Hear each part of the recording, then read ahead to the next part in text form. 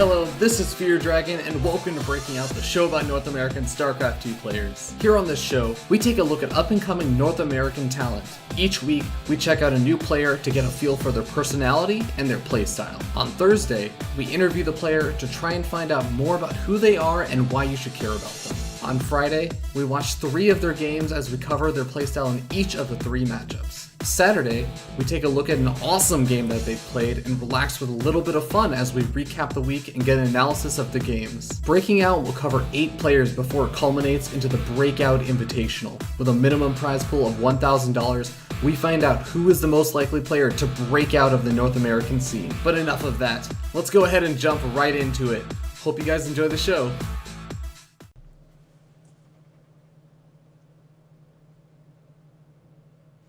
Hello everyone, welcome to Breaking Out, the show about North American StarCraft 2 players that you need to know about. Today we're going to be doing the Funday with Dust Gaming's sWs as we kind of have a little bit of fun today, but also take some time to cover and recap the games of the week. So guys, let's go ahead and jump right into it. sWs, how you doing today, man?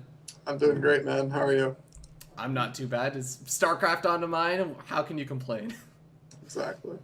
All right, but we are actually going to be really quickly jumping into a really kind of fun thing that we're going to be throwing together. It's going to be with Tempo StarCraft as well as one of my other buddies, Max Checkraise. So guys, go ahead and check that out. We're going to be playing the map Pure CTF by Ryan Shutter.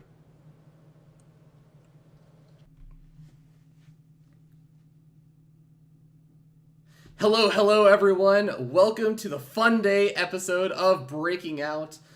As you guys have already seen, my name is Fear Dragon, and I'm joined again here with Dust SWS, and now I'm actually joined with a couple of extra guests. We have from Team IVD, it is going to be Tempo StarCraft. How you doing today, man? Hey, I'm doing pretty good. How about yourselves? Not too bad, man. And also we have another guest who's actually just a friend that I know from school. It is Checkraise, also known as Max. How you doing today, man? I'm doing great. Thanks for having me. Happy to have you on, man. And the reason why we actually have some extra guests on is because we're going to be doing a little bit of fun. We're going to be playing an arcade game called Pure CTF. It's a map made by Ryan Shutter, the developer of GameHeart. And we have already randomized some teams ready. And okay, Tempo, you were saying, what are these teams actually? Looks like it is going to be me and your buddy, Checkraise versus you. Super special. Awesome Breaking Out superstar, SWS. Oh man. All right. Well, I've never played this game before. Yeah, I was gonna say SWS has never played this game before, so I'm gonna have to carry you. Okay, so really quickly, we are going to go over the controls. All right. Okay. So go back to your corner there, Max. Go back to your corner. All right. He's like ready to go. He's like, come on, let me at him. Okay, so basically the idea of Pure CTF is that it's a capture the flag game. You've obviously already learned how to fire off your bullets with the attack move. I do want to say friendly fire is on. So Yep. I can actually, so you can kill me and I can kill you, as you'll see there. All right. Nice. So everyone has 4 abilities. Okay. You can do a force field. Force fields work pretty much how you anticipate them to. They'll block these kind of shots. You have blink. I mean, you're a pro player. You know how blink works. Right. You have a grenade, which is like a lob shot. All right. So the grenades will actually go over things like force fields and walls. So that's really important to note. Okay.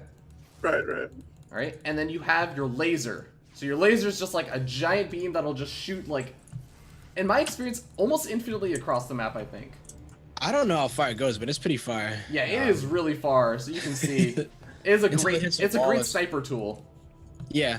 All right, and then when you have the flag, the last button you'll need to know is you can press T or press T to drop the flag. Because when you have the flag, your opponent's flag, you actually cannot do anything but move. So you can't use any of your abilities, and you actually move slower. All right. Right. Sound good? Yeah. All right. So, gentlemen, we're gonna get started in 3, 2, 1, go! oh yeah. right. And in the beginning, yeah, you blink out. Yeah, you have to blink out. All right, let's get the show on the road. Oh yeah, and other bullets will stop other bullets. Oh man. Left click is to shoot. Oh!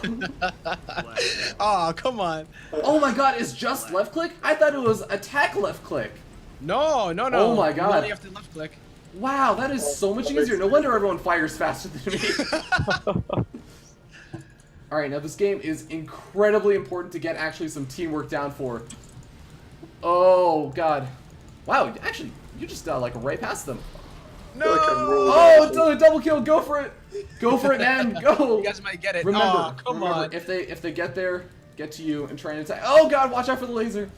Yep. Oh. Damn.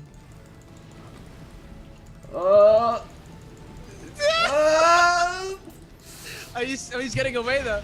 Oh God. Yep. Go. Ah. Easy you got your, peasy. yeah, I was gonna say that was Oh. that teamwork. Oh God. Okay, I thought you almost got it there. Yeah. Almost. We coming for you, man. We're Oh, coming God. for you. You know that.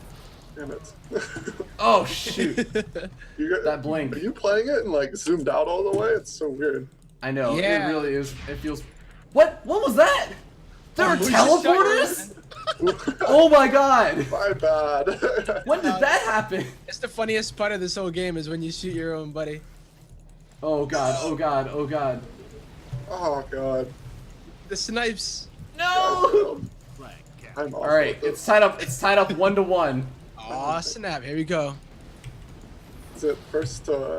Is there? How do Oh, we God. win? Is it? So think it's it's a 10-minute timer, all right? So you can see that Oh, okay. there's 10 minutes left on the timer, I should say. And Yeah. oh God, I just walked right into that. The other way you can win is if you get more than 3 points ahead, you'll actually just win.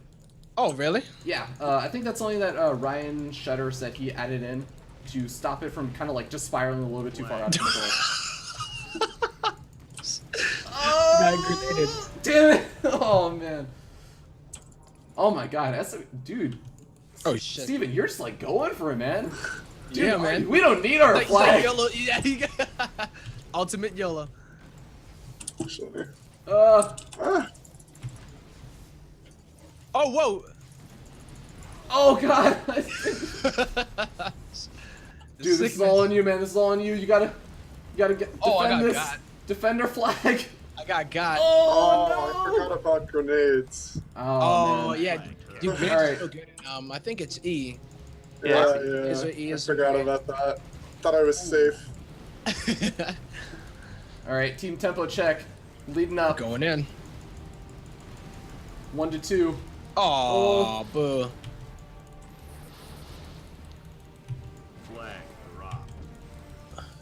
All right. Oh. What? Son, you don't know me. Oh. Ah.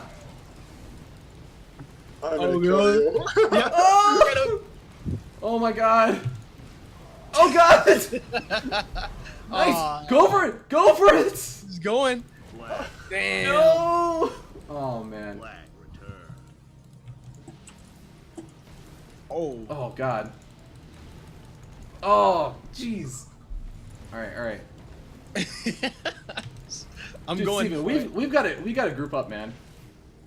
Yeah, probably. Does it just would teleport help. you to a random location or something? Where do this I think if you teleports- go into one of these, like here, it goes to the blue. Whoa, shoot! To the blue one, and then the red one goes to the red one. Oh, I see.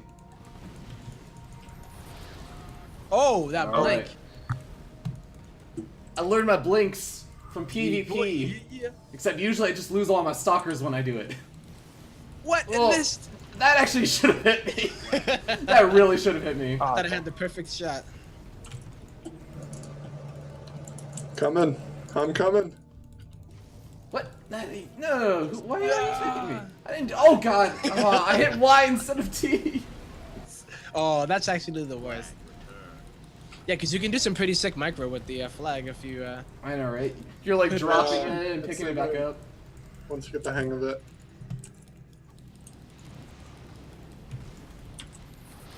Oh, I almost got a double kill. I ran in front of my teammates. Go.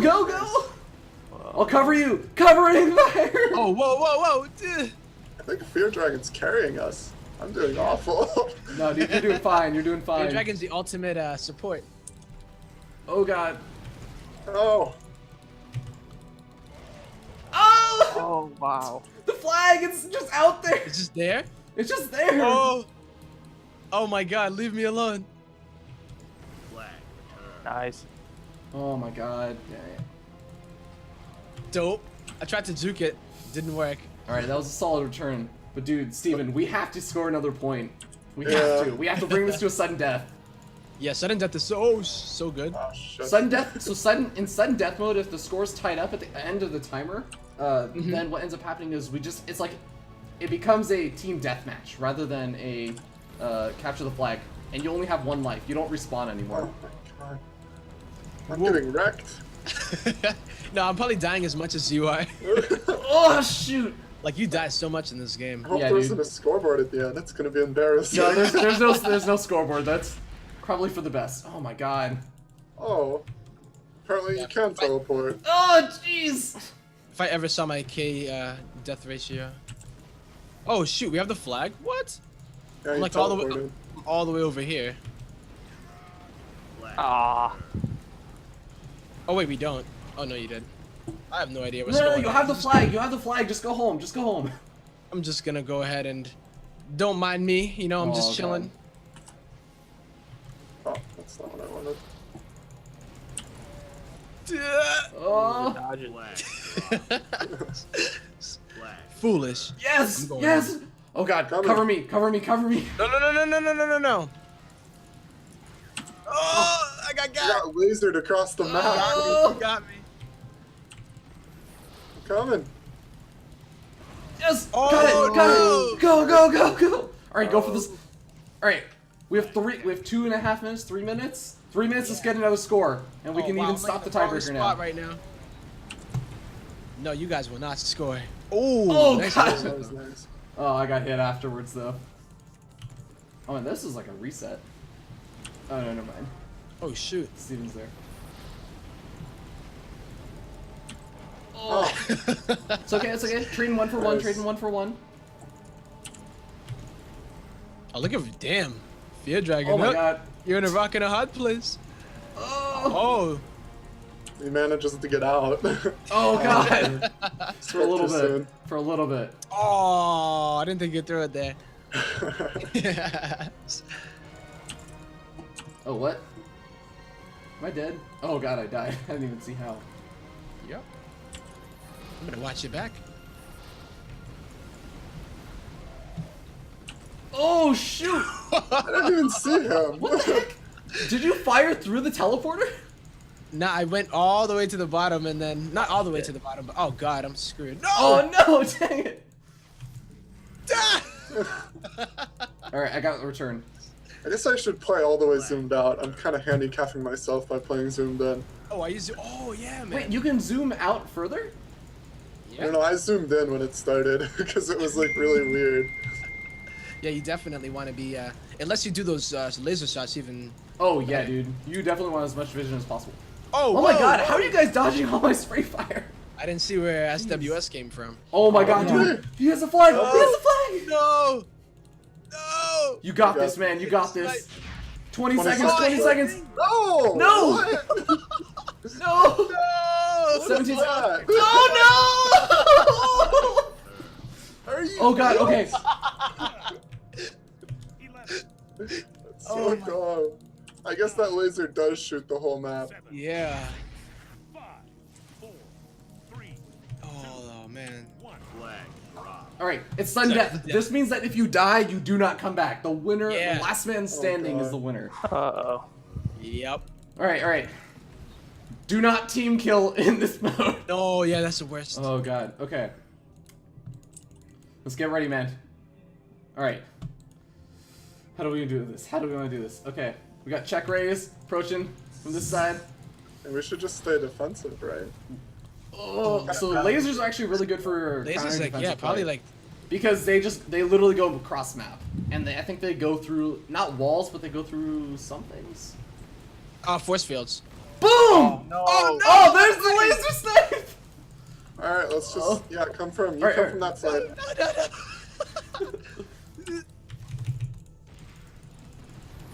Oh god, I'm shooting the wall. Oh! Oh my god. Damn it! As soon Oh. as my buddy died, I'm like, no, because we were like, we had the sickest cover. I'm like, all right, I got this. Oh my god. That Max. was Max. That was actually really Nice. close. Yo, them snipes. Oh Too man. strong, yo. Too strong. Those laser snipes, man. But thank you guys so much, both Tempo and Max, for coming on.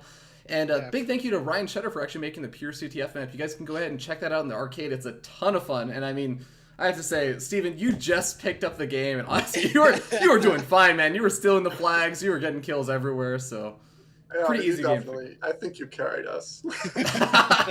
Well, I don't know about that, but I have actually been playing with my buddy Max here, Check Raise. So guys, thank you so much for tuning in for the Funday portion of this, but we're gonna actually go back and just kind of wrap up the show of Breaking Out. So we'll see you guys back in just a couple seconds. Well played. Hey guys, welcome back. Hopefully you guys enjoyed that, as I know that we certainly did, and it was a lot of fun to do. But, you know, with that being said, we're going to actually shift gears into the recap of the week, and we're going to kind of go over the games for the week and get Steven's actual thoughts on the games, maybe some kind of enlighten us on some details that we may have missed. So, I mean, let's just go ahead and start off with the PvP that you sent, or sorry, the PvZ that you sent in, Protoss versus Zerg. And that was actually a ladder game versus Root Patreus. It was a really, really quick, rapidly developing macro game on heavy rain. The map was taken faster than I've ever seen that map taken. Like, it was 20 minutes and every single expansion almost had been taken. So what were your thoughts about that game? When playing in a ladder game, since there's not much that goes into it, you go in with two mindsets as Protoss. You're either going to play a macro defensive style or you're going to go for an all-in. And since I know Patreus' style fairly well, I knew, you know, if you take a quick third base, he's not going to try and punish you. If you take a quick fourth, he probably won't try and punish you. So I just played a really defensive style and tried to counter his unit compositions, and it worked out pretty well for me. Yeah, that's actually really interesting. And, I mean, you've already mentioned in your interview that you like to play against the player rather than just playing against the race. Yes. Did that kind of influence decisions such as going for, when you went open with Stargate, generally we see Protoss players going for the Phoenix because, you know, it's just damage that you can do against the Overlords. You get more, and not necessarily more scouting information, but yeah, actually, I don't know. You opened up with Oracle. Why was that? Well, the reason you open an Oracle, if you want to take a third base really greedily, Phoenix won't really cut it against like a Ling Flood, but an Oracle will actually stop a Ling Flood. So you just make an Oracle and you wait a little bit, and you off your one gate Stargate, and then you take your third. An Oracle will defend a Ling Flood with a SimCity cannon. So it's really the safer way to play. And then even following up from there, going Phoenix with that quick of a third is just like, it's way too greedy. So you have to make Void Race to be safe against roaches or something like that. Yeah, that makes a lot of sense. And actually, it also kind of brings me to one of my other things I wanted to ask, which was, do you intentionally use the Revelation for that reason in that game? Because I noticed that you didn't actually really go for that much harassment with the Oracle. And I wasn't sure that was just because Spore Claws had already been thrown down. It was going to be difficult to do a whole lot of damage. Right. Or if you were saying, in case there is a Ling Flood, I'd rather save my energy, and you cast the Revelation down and kind of get an idea of what they're doing. Exactly. It's more, the longevity of the Oracle is what you really want. It's you can think of it, it's 150 gas investment. If I start trying to kill a drone or two, it's really not going to slow down his economy all that much. But if I use it for a scouting tool all game, like, even if it dies eventually, but if you're not fighting drones and queens, you're not going to take as much damage on your health, and you're going to be able to scout more. You're going to be able to cast Revelation, which is amazing. Just casting one Revelation almost makes the Oracle worth it, because you can see what comes out of the eggs, what the larva is being spent on, and things like that. So I think Oracles are kind of underutilized in like PvZ styles, and I think it's a great way to open. And you don't have to get drone kills. People always are like, oh, I milled an Oracle, I should go, no matter what, I have to go sack it killing workers, but you really don't. It's better to keep it alive and try and keep it alive all game long. Yeah, I love to see more people actually using late game Oracles, and what's even cooler is that you've found a way, not only through just kind of like strategizing, you know, the use of the Oracle and everything and saving up the energy for the right reasons, but also you have the micro to actually keep that Oracle alive throughout the entire game, which is honestly kind of impressive. You almost always see those Oracles kind of meet their untimely demise fairly early on in the game. And that's because people are greedy trying to get drone kills and scout. You can't do both. Yeah, it reminds me a little bit of sort of how the Hellion was, where it was like initially during the 2011 like Terran phase, it was just like everyone was like do as much damage as possible with the Hellions, and they just run them in and suicide them. But now they're exactly. It's exactly like that. And where running it in is there's more reward potential for like immediate reward, but it's the more risky, more gimmicky thing to do. Yeah, for sure. That's really awesome to hear. And kind of does that Oracle and the Revelation help out with sort of where you transition out, which was that really massive, almost Alicia style of lots of Void Rays, handful of Sentries, and then you start mixing in High Templars. So you're just really preparing for that late game play. Right, exactly. And depending on what you scout is how you react. Because when you're opening Void Ray, you're in a good spot to go into any army composition. You can supplement with charge lots, you can supplement with Immortals, you can make Colossus. There's anywhere you can go from it. So Stargate openings are, in my opinion, the best for macro PvZ. And I'm sure most Protoss players would agree. Yeah, for sure. And one last question about this game was, is this sort of just like what you really feel like is the best way to play PvZ? Or is this just something that you kind of say, well, against a player like Betrayus, who you again said you didn't feel like was going to just try and all in you right off the bat, is this the kind of thing that you like to do against him? You can do this build basically against anyone. You can't cut as many corners against someone who's a little more aggressive, but the quick third it's virtually unpunishable. So as long as Zerg has a third base of their own, taking that third base early with an Oracle it's safe. So from there, your decisions can be a little different, right? If you see him making roaches and lings, obviously you need cannons and more gateways to defend, and you can't tech anymore. Just pump your Void Rays. But I don't know. It's a style. It's a nice style to be able to fall back onto because it's not really hard counterable. Like it's like a safe versus anyone kind of style you can play as kind of turtle Void Ray a little bit. Yeah, it makes sense. And I have to say, man, you definitely have the macro to back it up.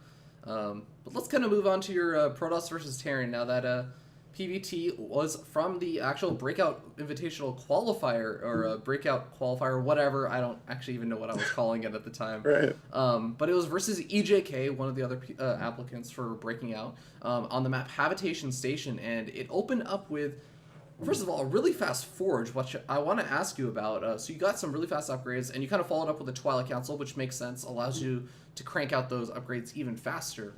Right. And then you went for like also really fast High Templars, which was like an 8-minute, 30-second High Templar archives. Like, what were your thoughts about that game?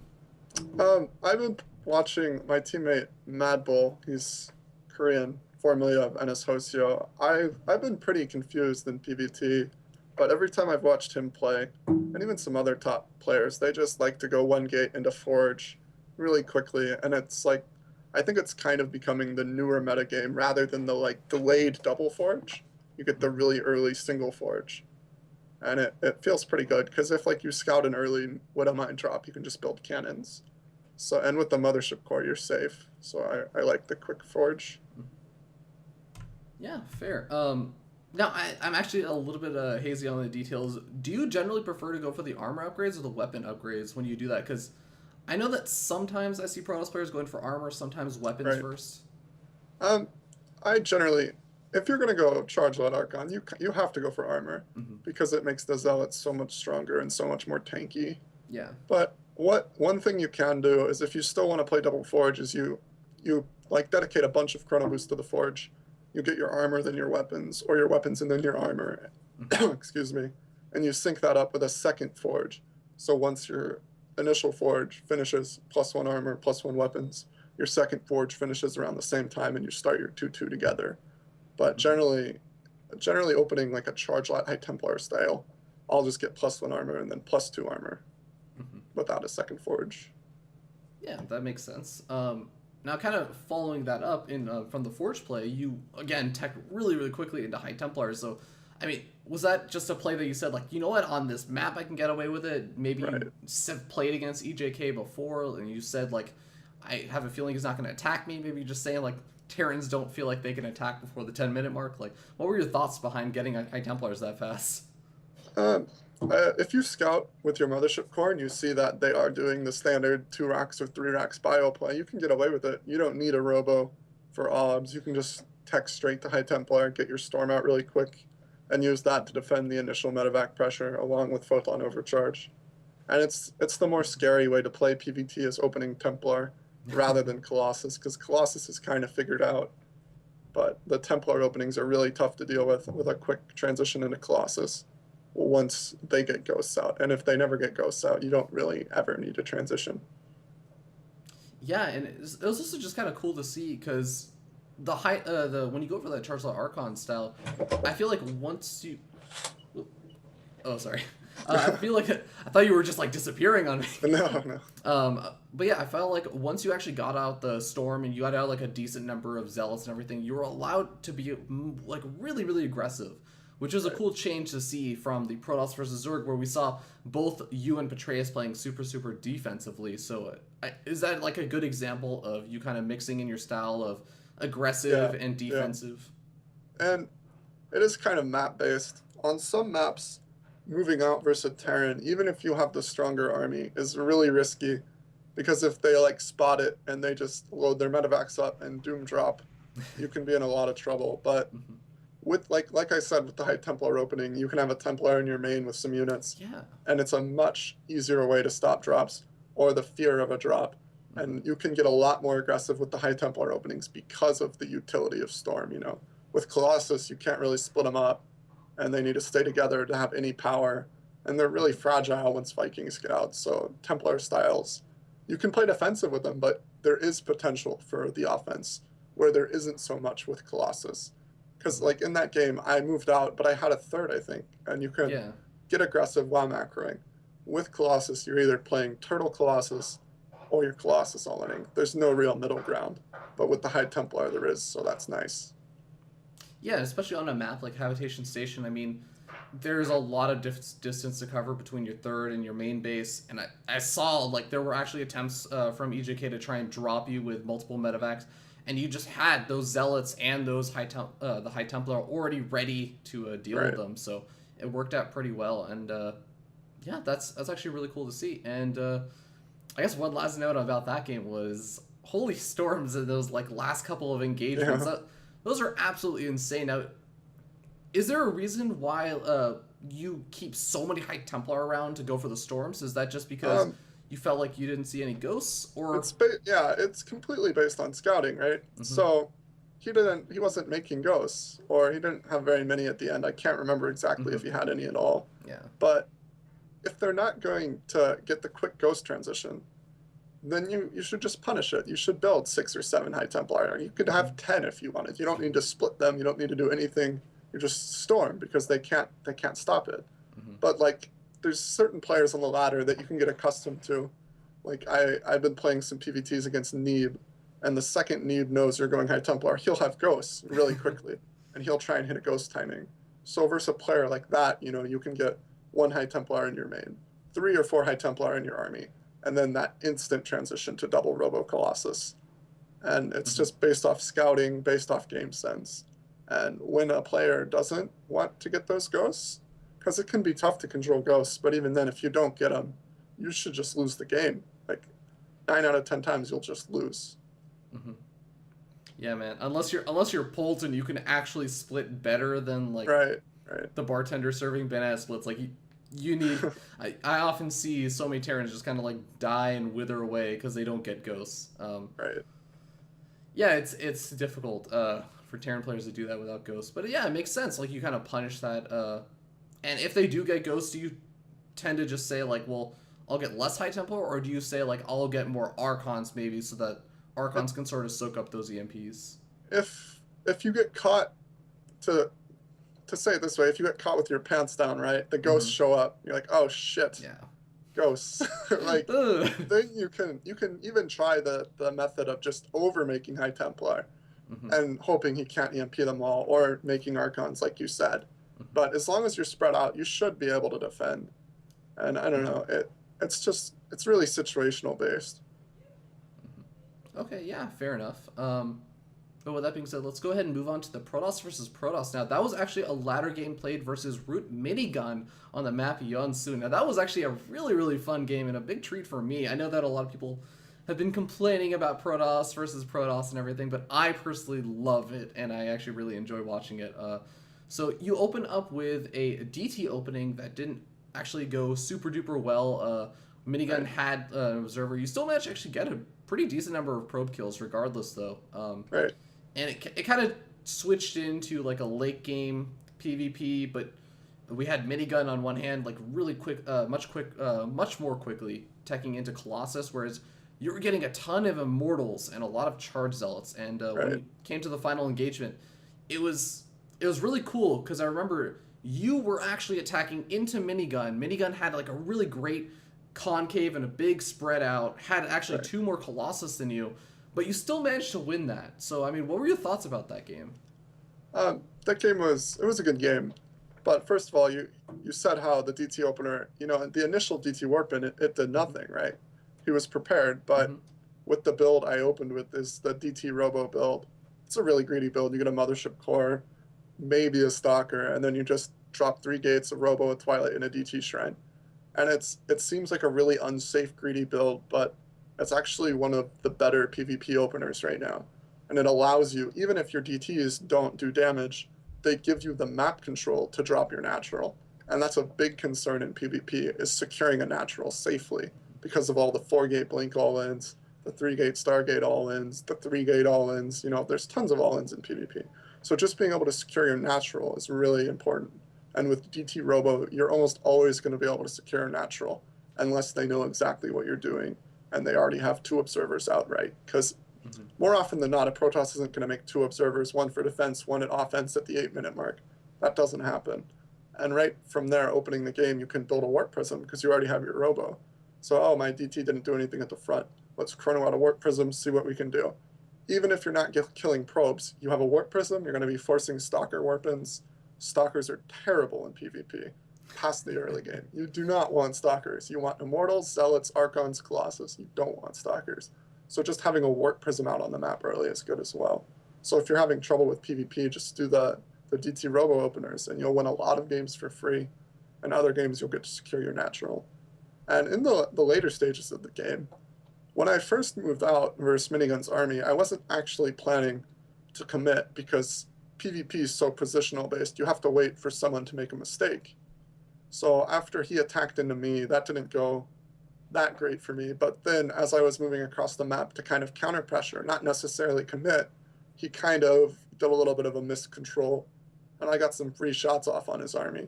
And then from there, he pulled back. He got his really good concave because he was into the defender's advantage. But he had a really low unit count. He had more Colossus, but he had way less Immortals, way less units.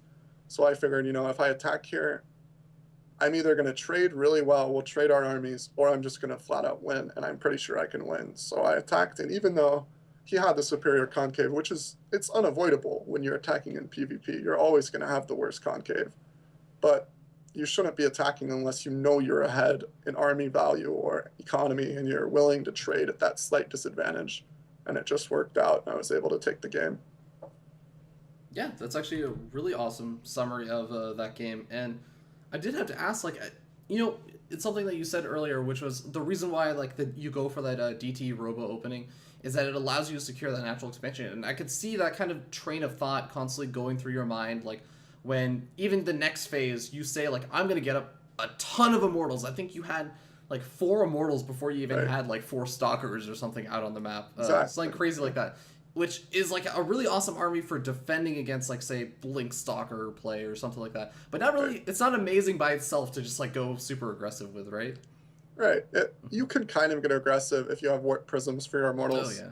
But honestly, again, you're not at a real threat to losing the Colossus that early. So getting the Immortals up, I've talked about this a bit, is the longevity of your army. Making those Immortals, right? Spending all your money on Immortals. Yeah, I don't have Colossus tech, but Immortals. Immortals are never a bad unit in PvP. They're going to help me out throughout the whole game. It's a good, solid investment, even if I'm delaying my Colossus. Where he, on the other hand, he's making Colossus and Stalkers and my army will stay, because my is all retainable units, right? Mm-hmm. His stalkers aren't really retainable. So I'm spending my money better and investing in that late game to where, once I get a second robo out, I can catch the sweet number of Colossus, as I'm going to call it, where, Yeah. the 6 to 10 Colossus that kills everything on the ground if you're not versus another 6 to 10 Colossus. And it varies. I think almost in the late game engages, Immortals are more important than Colossus. Because, yeah, both players are going to have those 6 to 8 Colossus, no matter what, because that's just the state of PvP. But, who's going to have those early game Immortals? Who's going to have the higher Immortal count, the higher Archon count? It all plays into it. So Immortals are always a good choice. And if you are getting Colossus all in, like I said, you just build a Warp Prism and then you drop the Immortals on top of the Colossus. So it's really safe to open that way. You can stop 2 base all-ins, and it's just, I think, the best way to open is Immortal heavy. Yeah, and I think one of the most interesting parts about the game to me also was that there was a point in time where you had not actually, your Robotics Bay was just finishing up, and we actually had Minigun with like 6 Colossus, or like 5 or 6 Colossus, Right. and you didn't have any. Like, your Robotics Bay was just finishing up. So the tactics that you use, and like the kind of army positioning, and speaking of War Prism, you did a double DT drop with the War Prism and just changed them into Archons, and did all these kind of like delaying tactics to keep Minigun at home, Right. while you kind of buy yourself time to get up the Colossus. Like, are there any other tactics that were worth noting that I didn't really touch upon? Right. Well, the only risk really of opening Immortals and delaying your Colossus is like a big 3-base timing from the Colossus player, right? Which Minigun kind of did. He did kind of attack across the map. But if he comes, like, I can split my army up into 2 groups, right? And we talked about it earlier, that defensive advantage, he has to come into the disadvantageous position. So it's okay to delay your Colossus if you're comfortable being in like a gun to the head type situation like that. And even from there, from the Immortal comp, I didn't necessarily have to go into Colossus. I could have gone into the Sky Toss, the Tempest style. Yeah. So it's just a more dynamic play style, and I think it's really good. You just have to be comfortable with those 3-base Colossus timings. Yeah, was there any particular reason why you didn't go into the Tempest style? I know that I was actually just wondering that even during the cast, like, hey, why is he going trying to catch up in Colossus? Like, isn't this going to be really difficult? I think when you go Tempest, you elongate that timing that you can die. That 3-base timing that they have. I think going Tempest, they have a bigger timing because, I'm sitting there, I'm delaying. I delayed enough time for 2 Colossus to get out. Let's lay that versus, 2 Tempests. 2 Colossus are going to be much more helpful than 2 Tempests. The Tempests won't even do anything. They won't kill any amount of Colossus before the battle's over. The battle will be happening, I'll be taking damage from his Colossus, and I'll just end up being behind because the Tempest can't do anything. And especially if you get Tempest scouted, it's kind of like the 1A timing. Like, oh, he's trying to transition to Tempest. Time to 1A. Like, I don't know. Tempests are good, but you have to be really comfortable with your Archon Immortal, or you have to be the one on the offensive while you're trying to get the Tempests out, right? Yeah, that does actually make a lot of sense. You have to be in a position where you can get them out in sufficient numbers to actually make an impact. Yeah. All right, well, do you have any final tips for late game Protoss players aspiring to try and beat their other Protoss opponents? Yeah, I mean, the tip I'll give you is just to be really patient. In the late game, you should have a few observers out. You need 1 in your main, a few with your army. And you just have to add on gates, get that nice army. Don't use warpins. Never warpin units if you don't have to. You don't want to warpin zealots. You don't want to warpin stalkers. You just want to be making that army for the late game. Immortals, Colossus, Archons, no zealots, nothing like that. And you just have to make sure you're upgrading, chrono boosting your upgrades. And then really it's whoever's most patient will win the game in the late game engages. So you just have to be patient. Can't die to like Warp Prism Harass. And the best way to stop like those nasty giant zealot warpins is an observer and a DT shrine. So you just warp in DTs and they'll clean up any DT zealot warpins. Yeah, I mean, the way that you're almost making it sound like it reminds me of Zerg players who say, like, every set of Zerglings that you make is a drone that like you could have made or something like. Exactly, and it's a cannon you could have made. It's a gateway you could have made. It's another Nexus. Mhm. You really don't want those units unless you're identifying that you're facing an all-in, or he's pressuring you, and you just want to hold off on the warp ends as long as you can. Yeah, I think that's actually really awesome advice to hear. It's something that I think actually doesn't get said nearly as often when people talk about Protoss versus Protoss. But Right. I mean, let's move on to the final game that was actually played, and this is the awesome game of the week, and it was quite the awesome game. It was a Protoss versus Terran on the map Yonsu. It was from the ladder, and it was against a player named Avilo. Some of you may have heard of him. Yeah. And you did something a little bit funky. You went for Proxy Tempest. Yeah. So tell us about that game. Well, it's a Villo, right? It's kind of fun to mess with a Villo a little bit. So I play a Villo fairly often on ladder, and there's not a game I don't play where I don't get accused of being a map hacker from him, because that's just a Villo. I don't think I have ever really lost to him, maybe once or twice, but it's just funny to play him.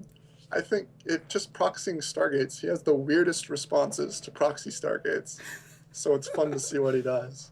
And usually he'll give you a little speech at the end, so it's fun. Yeah, what his reaction to the proxy Stargates was interesting to say the least. It was pull half of your SCVs. And Right. okay, this actually comes to something like a more serious question that I want to ask, because I remember during the interview I had asked you a little bit more like about the proxy Tempest kind of builds, and I kind of was like laughing about it. I was like, oh yeah, Rotterdam does them. It's all good and fun. But you were gonna say like it's actually kind of becoming a little bit more of a thing that Protoss players are doing these days. Yeah. So yeah, it's viable. so let me ask you, what was the reasoning behind positioning the proxy so far away? Like it was on your side of the map actually, Right. the Stargate. Yeah. So what was the reasoning behind that? That was just because it was a Villo. And you know how paranoid a Villo is. Like he sends like. He an still found SCV it. everywhere. He still found it. Yeah, it's absurd. Oh my like God. before he scouts your base, he scouts every square inch of the map. So you kind of put it far away. And I don't know, with Tempest, it doesn't really matter how far away the Stargate is, because they have pretty long range. So Yeah, that's true. and Yonsu is a relatively tiny map. Mhm. So I could probably have built the Stargate in my base and still had a chance. Yeah, that's fair. Well, it did cause Avilo to pull all of his SCVs halfway across the map Yeah.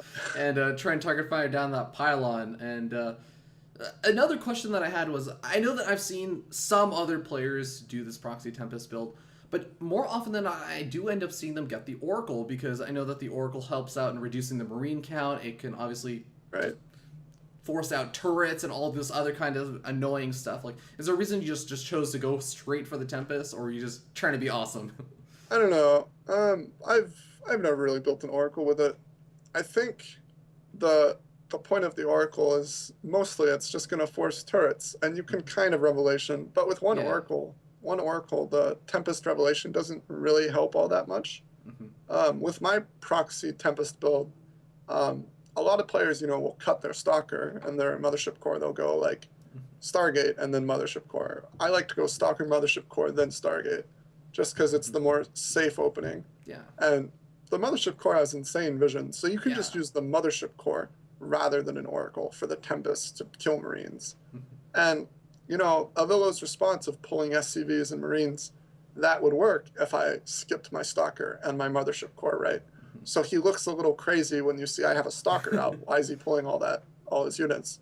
But versus your normal toss, they might cut those corners.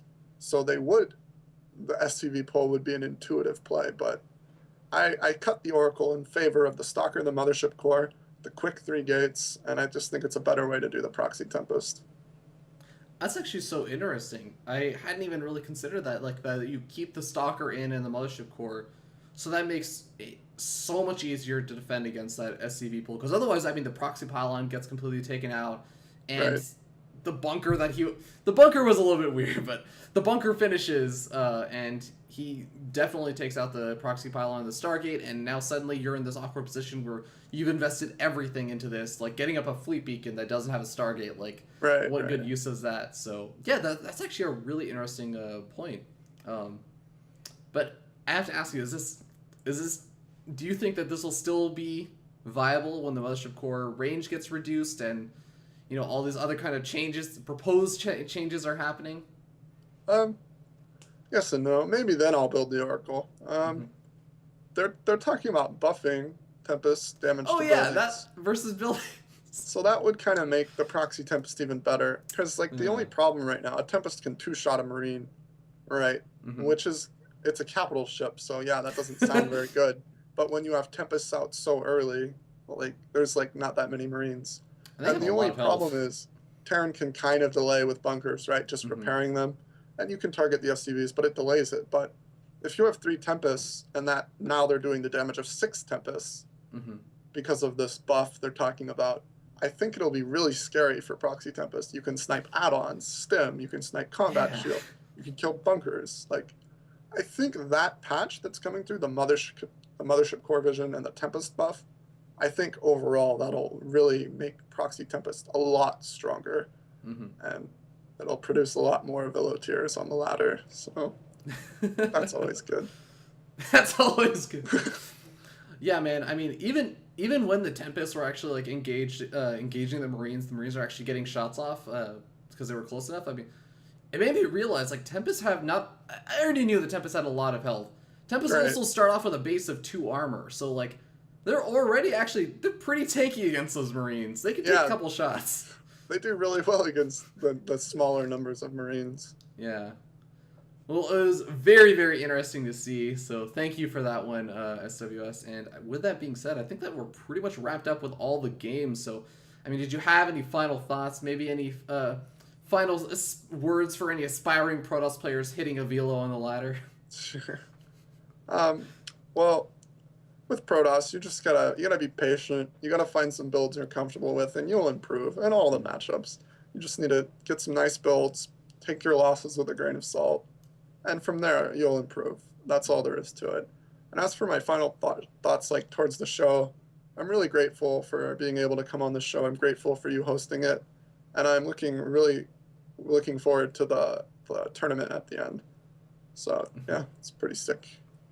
Yeah, man, I'm glad to have you on. You definitely deserve it. I mentioned this during the interview. I know you've been getting a lot of praise from a lot of different people, Rifkin, Kane, amongst many others, and say your AMA Reddit thread, etc. But yeah, man, you definitely deserve it, and I wish you all the best of luck, including in the tournament. But yeah, with that being said, do you have any final shout-outs that you want to do? Yep. All right. I'll shout out to my team. We're twitter.com @TeamDust, and on Facebook, we're facebook.com/DustGaming. And yep, shout out to you, and shout out to Tempo for coming on the show with us. He's a pretty cool guy. Nice to meet him. And if you're interested in following me, you can follow me on Twitter @SWSC2. So, yep. That's it. Yeah, and I will actually have all the links to Dust Twitter and all that stuff over in the chat if you're watching this on Twitch. And if you're not watching this on Twitch, go ahead and follow me on Twitch over at twitch.tv/FearDragon64. If you're watching this on Twitch and you missed a little bit of the video or something, or maybe you just missed the links, you didn't have chat open, you can go catch all the VODs over at youtube.com/FearDragon64. The links for all of Dust Gaming, SWS, etc. are all down below the video. And also, yeah, my name is FearDragon. You can follow me on Twitter if you also feel like that, twitter.com/FearDragon64. And we are actually going to be doing another week of Breaking Out next week, and I actually don't think I've announced the player yet, so I'm going to be quiet about that because I still need to confirm some of the scheduling details. But guys, look forward to it. It's been an awesome first week of Breaking Out Season 2, and I'm really looking forward to all the players joining us on for the following weeks. And I mean, if they're anything like this week, it's already been fantastic, and We'll let you finish your vacuuming, Steven. Yeah. That's like a street cleaner. Perfect timing. Perfect timing, man. Just as the show is ending. That's how we go out. All right, well, thank you guys so much for tuning in. Hopefully you guys decide to at least check out SWS through all those links provided in the chat. Have a wonderful week, and we will see you next Thursday at 9 p.m. Eastern and 6 p.m. Pacific. Take care, guys.